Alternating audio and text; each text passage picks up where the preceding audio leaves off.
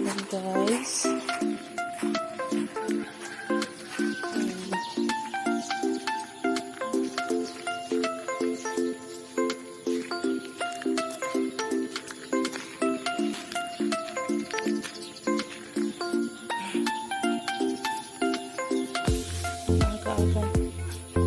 Ha? Wala pa ay? Ah, bisan pag di mo tabag bubo. Tagaan ka.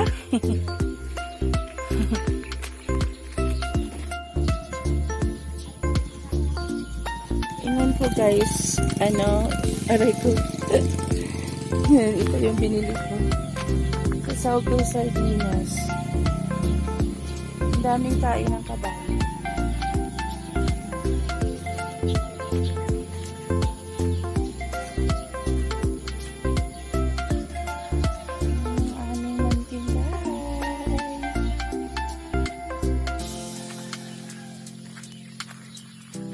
Munting badya.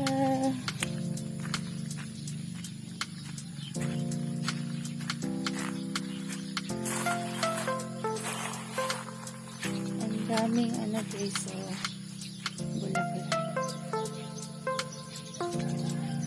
Tapos namulaklak na rin yung ni mama, double.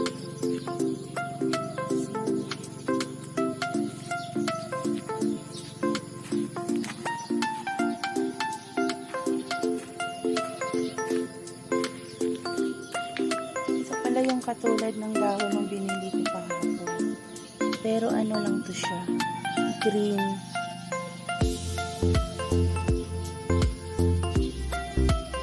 May kalajon. Ito, iba pa lang pangalan nito. Simbon yung tawag nito.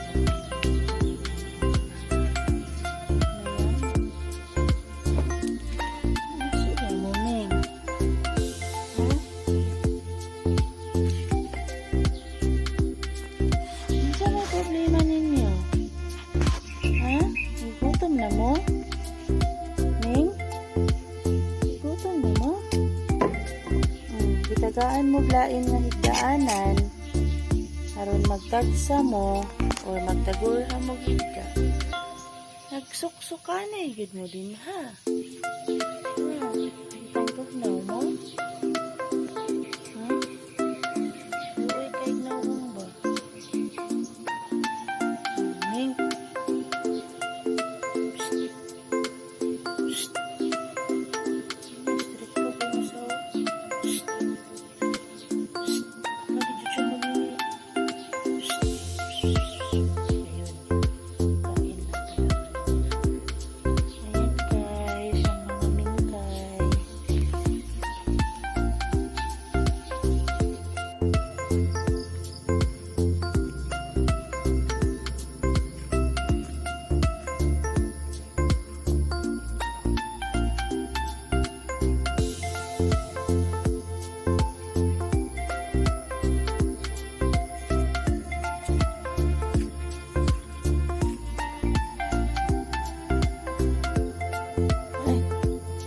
Buntag nang manghipo ko paliya. Dagko na bitaw.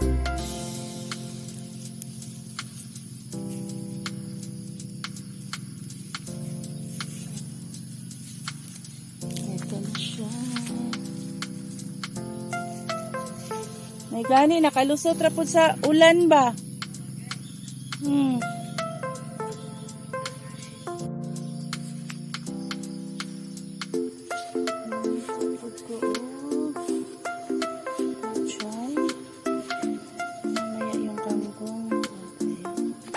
Are.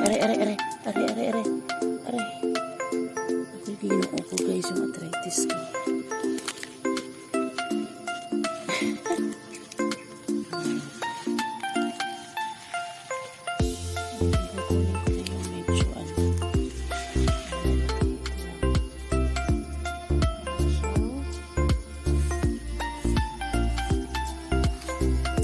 Solve na yung almusal. Ang almusal na tayo.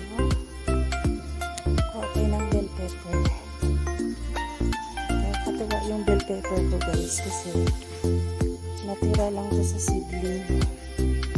Tapos tinanim ko dito sa mga kasama ng mga bulaklak. Walang ano to, wala lahat. Hindi ko ito dinidilig.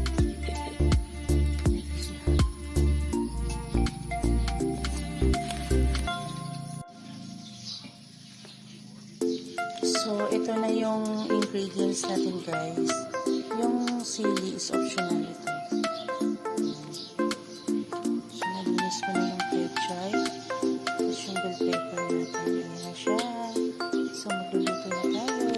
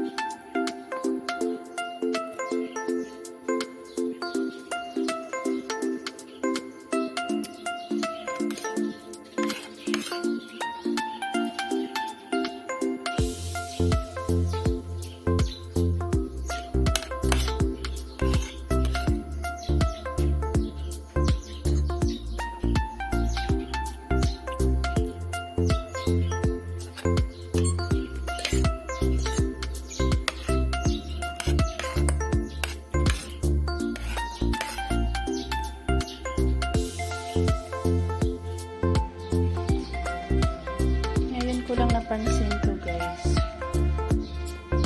nakarang araw ko pati pinasok, hindi ko pala nalinis yung ano, nakalimutan ko nang linisin at saka lagyan ng pinili.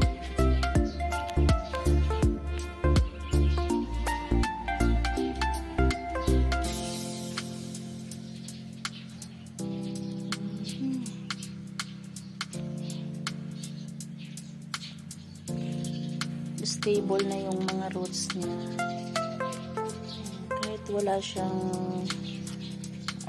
ano ng niyog, bunot.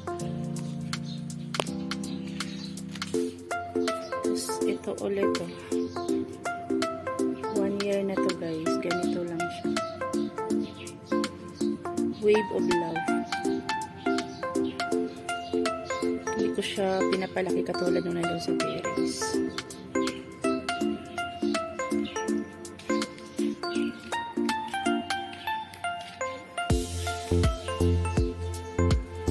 Ito hindi ko alam ang pangalan nito.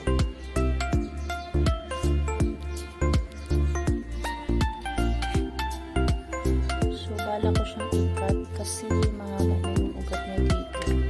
Hindi na itong padamihin.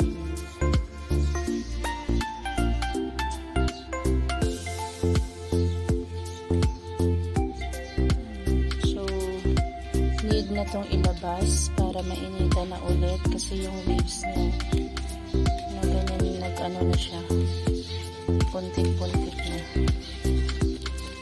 Siksik lang natin nandyan sa ilalim kasi fertilizer niya. Magto 2 weeks na to sa loob.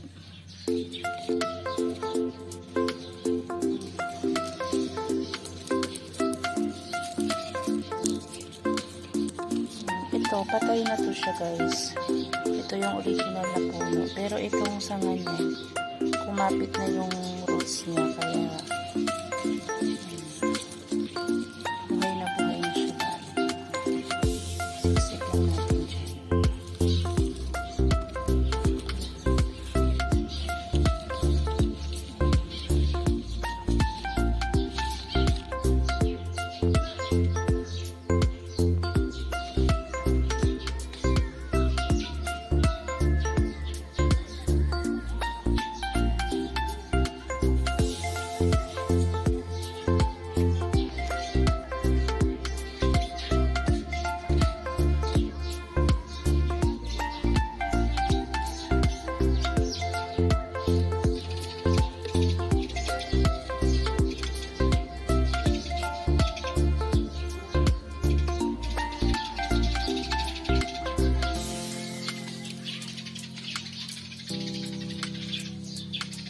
So, ayun lang yung aking mga indoor plants. Ito.